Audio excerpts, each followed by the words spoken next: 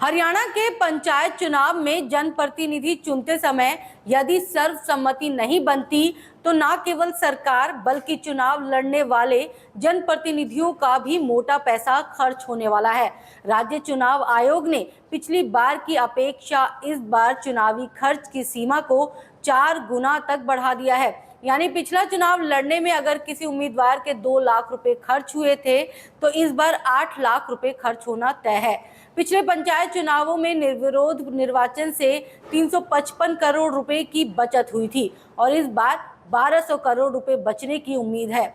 वैसे भी इस बार के चुनाव करीब 1.5 साल की देरी से हो रहे हैं और चुनाव लड़ने के इच्छुक दावेदार पिछले काफी समय से चुनाव की तैयारी कर रहे हैं, जिस पर उनका काफी पैसा पहले ही खर्च हो चुका है। यह अलग बात है कि राज्य चुनाव आयोग को उम्मीदवारों द्वारा कभी भी खर्च का सही ब्यौरा उपलब्ध नहीं कराया जाता।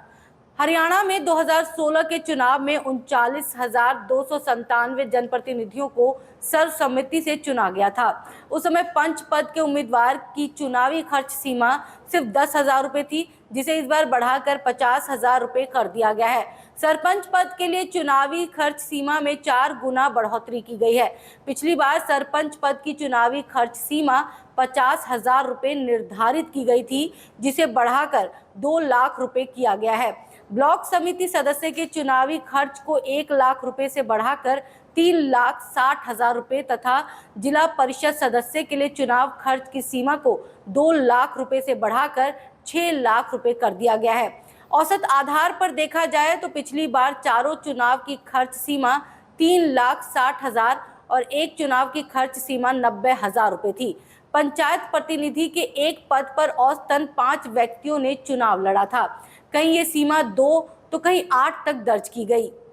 ऐसे में जिन 39,297 पंचायत प्रतिनिधियों को निर्विरोध चुनाव जिताया गया, यदि वो चुनाव मैदान में होते तो उनके द्वारा करीब 355 करोड़ रुपए खर्च किए जाते, यानी ये राशि पूरी तरह से बच गई।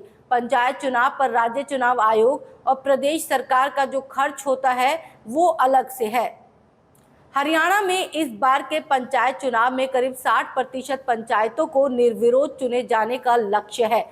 इस बार जिस तरह से पंचायत चुनाव खर्च की सीमा में 4 गुना बढ़ोतरी की गई और ये मान ले कि आज भी 39,297 प्रतिनिधि ही निर्विरोध निर्वाचित हुए हैं और होते तो एक पद पर 3 लाख रुपए के औसत खर्च के हिसाब से ये राशि करीब 1100 करोड़ रुपए बैठ जाती है। इससे भी राज्य चुनाव आयोग और प्रदेश सरकार का ईवीएम, पुलिस और कर्मचारी बल, बिजली, पानी तथा अन्य व्यवस्थाओं का खर्च अलग से शामिल है। अगर निर्विरोध चुनी जाने वाली पंचायतों की संख्या 40,000 से ज्यादा होती है तो बचाई जाने वाली राशि 1200 करोड़ रुपए तक पहुंचने की संभावना है। कुल मिलाकर निर्विरोध पंचायतों का चयन कर खर्च की भारी भरकम राशि बचाई जा सकती है और पार्टीबाजी से बचते हुए शराब के वितरण तथा लड़ाई झगड़े से भी दूर रहा जा सकता है।